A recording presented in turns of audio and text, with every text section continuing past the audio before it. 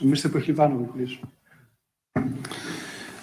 Thank you very much, Chairman. Thank you very much for the invitation. It feels very nice to be for the fourth time in this great event, and we're happy to be able to exchange knowledge and information with distinguished guests from all over the world.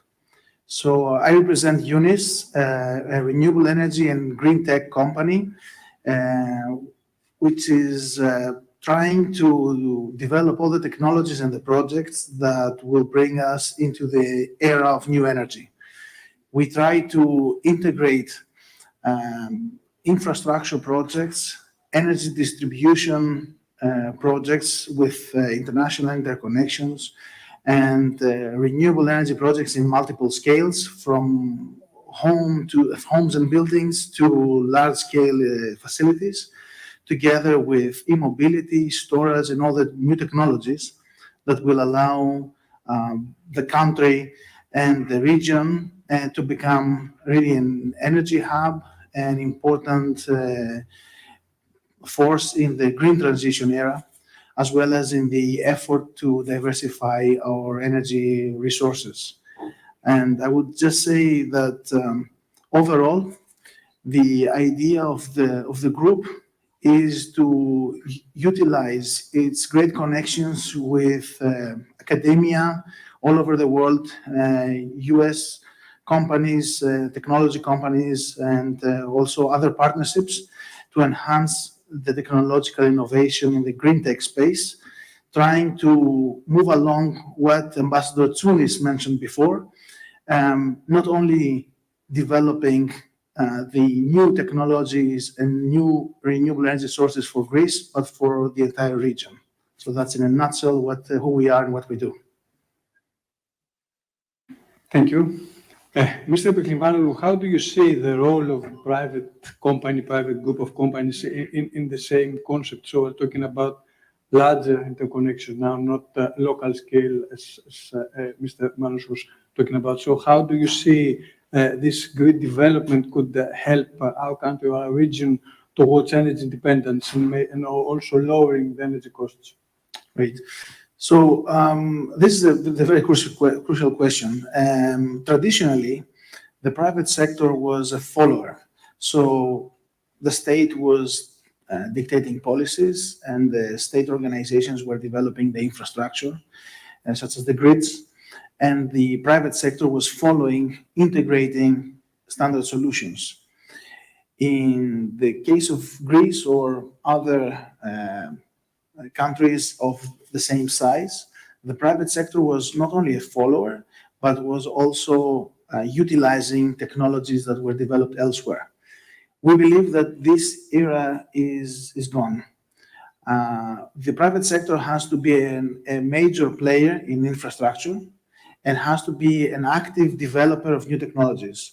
The reason why Eunice is investing in R&D and international collaborations is in order to introduce new technologies and not to just import them. So based on that, we see the issue of grid, smart grid and interconnections, a multi-scale issue. So we do develop processes, technologies, and solutions for small scale, and we can discuss possibly later about all these things, about e-mobility, smart grids, and all that. And at the same time, we embark in a journey of investing in infrastructure of very large scale. So by introducing international interconnections, together with smart grid technologies and large-scale storage technologies, we are able to allow international players to contribute with renewable energy within the Greek system. So by allowing specifically, talking about our project, by allowing renewable energy generation from Egypt or the nearby region to enter through the Greece-Africa power interconnection, we are able to inject low-cost renewables into the system. Now, this can be used with the use of large-scale batteries, with a time offset in order to trade renewable energy at a beneficial price difference, or to generate green hydrogen, or anything that that ensures the stability of the system and the introduction of additional green energy. So in the end, the private sector, as we see and we want to actually actively contribute, now enters the grid infrastructure together, of course, with the traditional actors in order to allow the addition of renewables, but also the addition of new technologies in the system. A final comment is the fact that energy trading plays a massive role in today's grids, and interconnections are an inherent part of the trading process. Batteries are the same. So you cannot separate these things anymore, and that's why private actors are now inherently part of this ecosystem.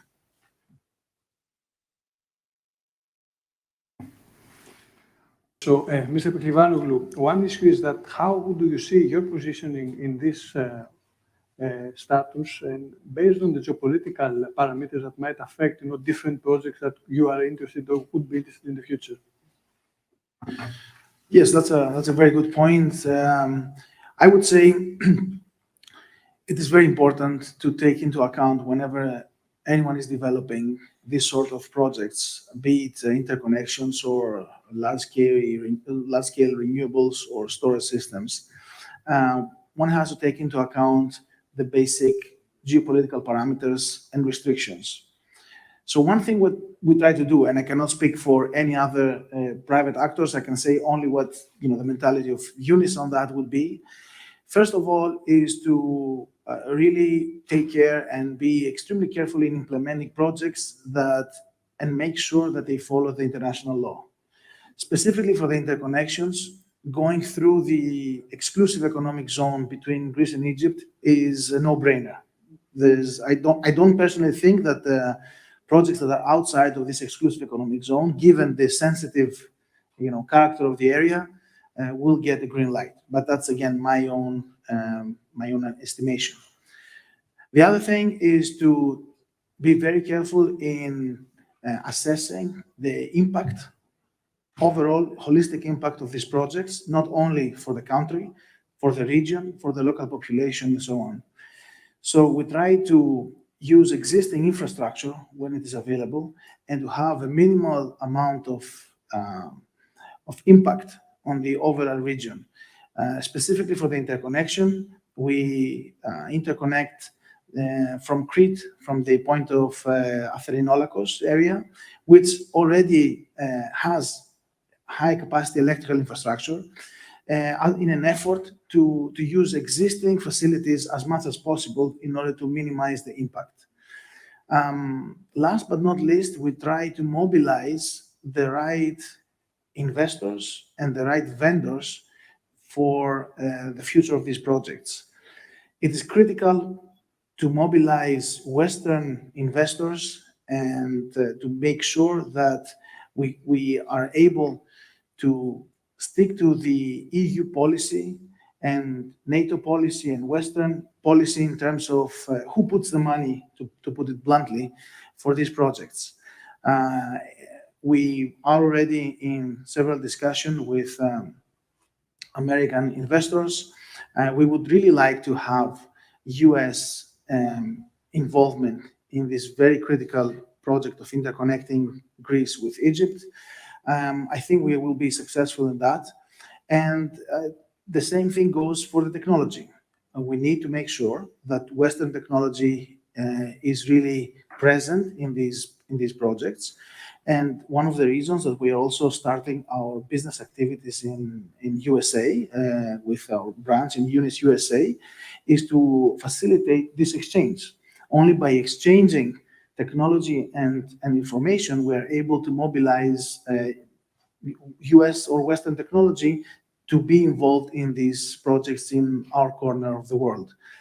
So overall, I would say that now that the private sector is getting involved in geopolitical projects, we all have to be a little bit more worried about the geopolitical extent of our projects. And we have to be careful to respect international law and to go along with what is said by the major geopolitical actors.